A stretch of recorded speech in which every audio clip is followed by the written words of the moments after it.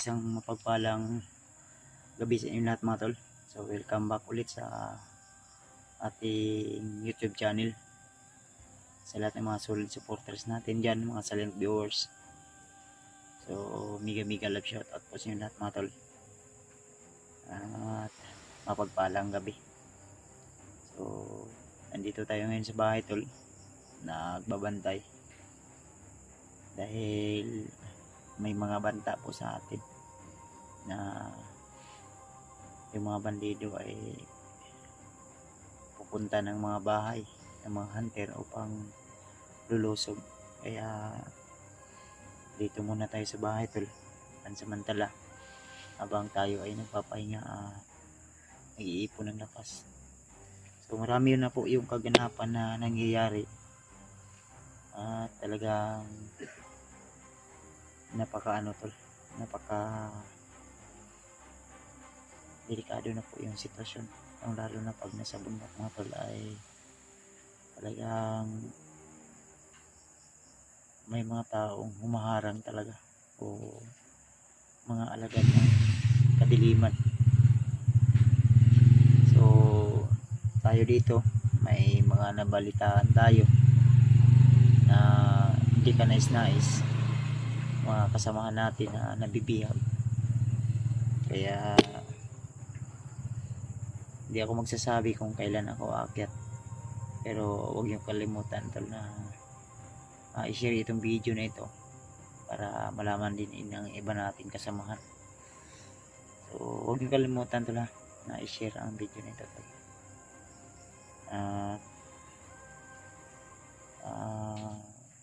Huwag kayong mag-alala, tayo ay tutulong sa ating mga kasamahan na nabibihag. Mga request nyo ay tutuparin po natin, lalo na nandito tayo sa bahay ngayon. Tayo ay naka-alerto pa rin dahil hindi natin alam na yung mga kalaban ay anytime ay pwede po silang lulusog. Pero wag naman po kayong mag-alala dito sa bahay dahil may mga inilagay naman po tayo na bakod o depensa. At syempre nariyan naman po sila Patrick na laging nakabantay dito kung sakaling man may papasok na mga masamang tao, hindi kaya magnanakaw. At syempre may bakod naman tayo.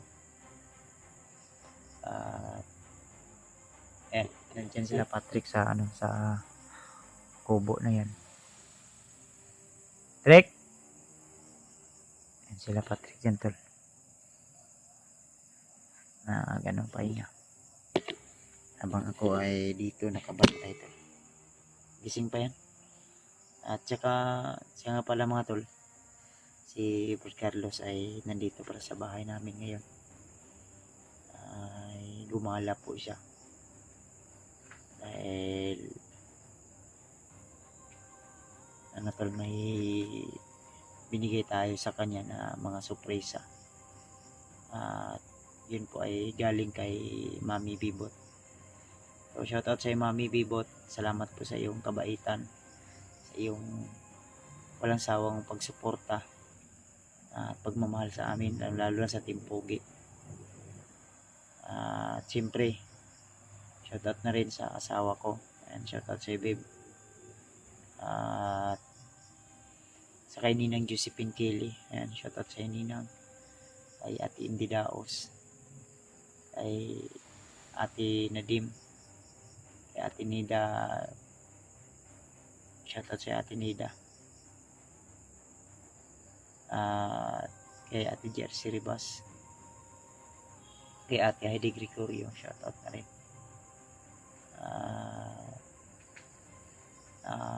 Sa lahat ng Team Pogi, shoutout na rin sa inyo lahat. So nalalapit na yung Pasko, ilang araw na lang, ilang tulog na lang ay magpapasko na. Pero ako po ay aakyat ng bundok mga tol. Hindi lang ako magsasabi, dahil kung magsasabi tayo tol, baka malaman ng mga bandido tayo ay maharang pa. Pero kahit hindi tayo magsasabi tol, ay may mga bandido naman po talaga na laging nakaabang sa ating mga dinadaanan, at ang lalo na naka-alerto po sila talaga dahil may mga mission po din sila, mga utos sa kanila na kanilang sinusunod. So ilang araw na tayo dito sa bahay tol, sa awa ng Panginoon ay hapsay naman po yung paligid, wala naman pong anong gulo. Mula nung bumuwa tayo hanggang sa kaarawan ng anak ko ay medyo wala naman po talagang mga kakaibang napapansin natin. Kaya tuloy pa rin tayo sa ating mga ginagawa, tuloy pa rin tayo sa ating pagmamanman, pag-alerto, dahil hindi natin alam kasi yung mga bandido ay yan po yung mga parang magnanakaw lang din o kusayang lulusog na hindi natin namamalayan. Kaya maging alerto lang tayo at maging wise lalo na sa panahon nito na hindi lang bandido yung mga kalaban natin pag dito sa bahay, sa syudad o sa bayan, ay mga magnanakaw ngayon dito din. Kasi last month pumasok po dito mga bata na iwan ko kung mga rugby boy ba yun o pinabayaan ng magulang dahil pinasok talaga yung bakod. Pero butin lang ay napansin ng biyanan ko na lalaki, kaya nahuli niya pero nakatakbo pa rin. Pero kalaunan ay nahuli talaga at bigyan ng abiso, lalo na sa mga magulang. So kaya nabalitaan ko rin ngayon sa kasamang palad mga tol, ngayon lang talaga nabalitaan natin na si Brad Julius daw ay nabibihag din ng mga bandido dahil hindi niya napansin na pag sunggab niya sa isang bandido ay parang pain o bitag lang sa kanya ba. Kaya wala tayong magagawa kundi ipag-pray lang natin tol na sana ay may tumulong o makaligtas si Julius tol sa kamay ng mga bandido. Dahil kung totoosin ay ang sinasabi din ng iba na kasalanan ko dahil nandito lang ako sa bahay, hindi ako umakyat, hindi ako tumutulong. Pero hindi nila alam tol na may mga inisikaso din tayo at hindi ko naman pwede na isa-isahin ko pa po na sabihin sa inyo dahil wala na rin ako diyang tinatawag natin na privacy. Dahil hindi naman sa lahat ng panahon ay kailangan talaga natin na tutulong sa ibang tao para sa kaligtasan nila, kasi tayo din ay din natin, kailangan din natin maging safety muna yung pamilya natin bago ang iba. I-secure muna natin yung sarili nating pamilya bago po yung ibang pamilya na nangangailangan ng tulong natin. Kaya huwag po kayo mag-alala mga tol sa mga request nyo, mga kagaya nito tulog ng mga motor na hindi natin napapansin ba na sino po yung mga pumapasok. Yan, dito may mga mailan natin mga ano pala yan, mga masasamang tao. Ayan.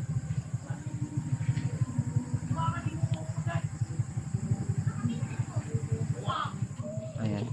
Kaya dito naka-alerto talaga tayo tol.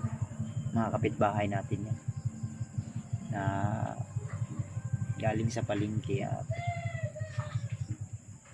nagtitinda ng mga kakanin ba o nagninegosyo at ngayong gabi na ito sila nakauwi. At minsan din may mga bandido siguro na gumagala dito pero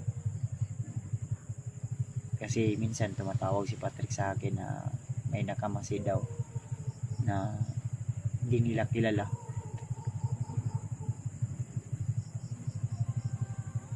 Kaya sinasabihan ko lang sila na pag hindi nyo kilala talaga ay kailangan alerto at magmasid kayo lang, lalo na yung bakod natin ay kawayan lang, madali lang mapasok kung sasadyain talaga, o kung anuhin talaga ay talagang nila gawa ng wala pa tayong sapat na ipon, o wala talaga tayong ipon sa ngayon para ipagawa natin ng bakod na matibay. Kaya tiis-tiis lang tayo tol, malay natin pagkakaroon din tayo ng blessing at maiayos natin to ng sa ganun ay matibay po yung pader na mailagay natin. Samantala ito lang muna kawayan, pero darating yung panahon to na papalitan natin yan ng matibay na pader, yung simentado na ba, kasi kailangan pa natin budgetan yan. Sa ngayon talaga ay napakahirap mag-ipon, lalo na yung asawa ko ay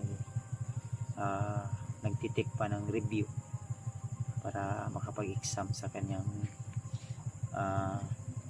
pinag-aralan.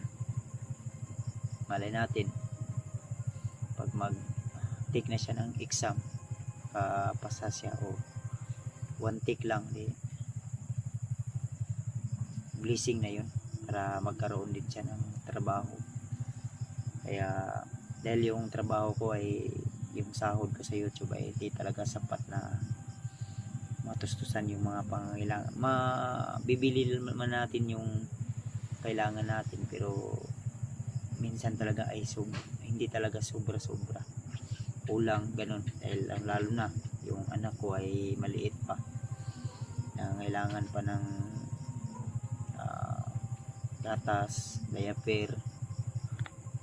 Kaya yung mga taong nagbibigay sa akin ng blessing, nagsishare ng blessing ay talagang napakalaking biyaya po, o napakalaking bagay talaga na magamit ko sa exploration, magamit ko sa aking pangangailangan sa araw-araw, lalo na sa kailangan ng anak ko. Maliit man yan o malaki, basta galing sa puso tol, na walang pag-alinlangan, walang panghusga. Kung ano man yung mga ginagawa namin ay tatanggapin namin tol, basta galing sa puso. Kasi yung iba tol, hindi naintindihan yung mga ginagawa namin at tayo ay binabatikos, pero hanggang ngayon patuloy pa rin kami tol, patuloy pa rin ako, dahil alam ko na wala akong inaapakan na tao, at nakakatulong din ako sa community ng larangan ng social media. Kaya nauna sa lahat, salamat talaga sa Panginoon, at especially sa inyong lahat tol, dahil sa inyo ay nandito pa rin tayo, patuloy na nagbibigay ng mga video, nag-upload ng video para may mapanood po kayo sa aming mga exploration. Minsan hindi lang talaga natin maiwasan na may mga taong naiinggit, may mga kasamaan din tayong naiinggit. Hindi ko alam kung bakit, pero yan talaga ay isang isang parte ng pahina. Kumbaga sa libro ay isang parte na kabilang sa aklat. Kaya di na tayo kailangan pa na manibago o mamangha, dahil nandiyan na talaga yan, at kailangan natin talaga na harapin kung ano man yung mga problema, pagsubok. Dahil kung magwawakas yung pahina ng libro ay talagang matatapos na yung buhay mo. Kaya abang tuloy-tuloy pa yung pahina ng sulat sa buhay natin, ay tuloy-tuloy din tayo tol, hanggang sa marating natin yung dulo. Kaya kahit sino sa atin may mga pagsubok, problema na kailangan nating malagpasan, dahil unang-una hindi tayo bibigyan ng mga pagsubok na hindi natin kayang malagpasan. Kaya tuloy lang tayo, kapit lang tayo tol sa Panginoon, na siya po yung makapangyarihan higit sa lahat po, na nandito sa ibabaw ng lupa, dito sa mundo natin. So yun, anong oras na ngayon, may mga tao pa rin dyan na ayan, si Patrick nakagising. Sinasabi ko si Patrick gising pa yan. Dito ako Brad, dahil kanina pa yung pabalik-balik yung mga motor ba. Siguro may Hmm?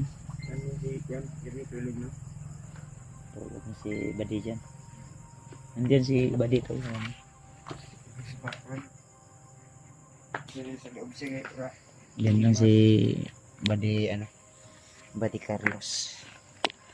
Kaya, gusto niya muna dito na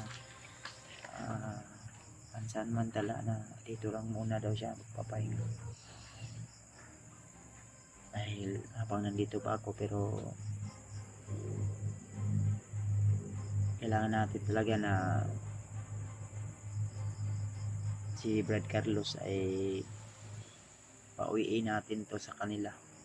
Pero hindi pa ngayon, malay natin mga susunod na taon, dahil gusto ko na kasama siya sa taon na ito, na sasalubungin namin yung bagong taon na kasama si Brad Carlos, dahil siya po ay isang kabilang na rin sa pahina ng aking libro. O siya po ay isang kasama na po sa istorya ng buhay ko sa taon na ito. Kaya tuloy lang tayo tol, hanggat may mga taong naniniwala at nagtitiwala sa atin, ay hindi tayo magbabago at hindi natin isusuko ang laban na ito. Dahil kung sa kanta pa tol, sa awit pa, ay ang umaayaw ay hindi magwawagi. Kaya tuloy tayo hanggat may may pag-asa pa, hanggat may buhay, hanggat humihinga. Sabi nga ng iba, hanggat humihinga may pag-asa. May kanta niyan, habang humihinga may pag-asa. Kaya yung mga taong nawawala ng pag-asa dyan, huwag kayong mawala ng pag-asa. Tuloy lang tayo, kapit lang tayo. Kung tayo ay nahihirapan na, tumawag lang tayo ng tatawag lang tayo sa Panginoon. Dahil hindi man niya maibigay agad-agad, pero kusayang makakamit natin. Hindi naman sa lahat ng panahon ay maibibigay agad. Kailangan talaga natin na, kung hihilingin natin, kailangan talaga na gawa, o kailangan natin muna danasin yung mga trials para maging successful ka po sa iyong mga gustong makamit sa buhay. Kaya ako, simula noon hanggang ngayon tol, ay tuloy lang ako maging istiambol pa rin. Kaya sa mga taong nakakilala sa akin mula noon hanggang ngayon, kung sa tingin nyo ay nagbago po ako, comment po kayo dyan tol, para malaman ko rin, baka o para may baguhin ako sa aking ugali. Basta ako tol, ito ako ngayon, patuloy pa rin na naglilingkod sa inyo upang may maihandog ako na video na i-upload sa inyo tol. Kaya salamat sa inyo talaga, sa inyong suporta, sa bawat isa sa inyo tol na laging nariyan, nakasuporta at laging handang nakaabang sa aking mga video, mga bagong upload na video. Kaya thank you so much ng marami tol. Sana ang taon na ito tol ay magtatapos na maligayang bagong taon o Merry na Christmas po ang taon na ito. So, advance na lang po sa inyo lahat tol na Happy New Year o advance Merry Christmas po.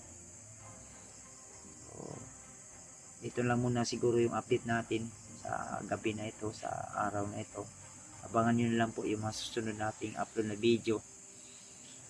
At inulit ko, thank you so much ng marami po sa inyong lahat tol. Wala ako ngayon dito kung wala rin kayo tol. Kaya utang ko po sa inyo lahat ang mga kaganapan o mga nakamit ko sa, kaya thank you so much tol sa inyo lahat, sa inyong laging suporta at pag-share ng blessing sa akin, lalo na sa iyo Mami Bibot. Salamat talaga. God bless sa ating lahat. Lagi niyong tandaan tol na mahal ko po kayo. See you the next video. Inulit ko advance Merry Christmas and Happy New Year sa inyo lahat. Bye bye po.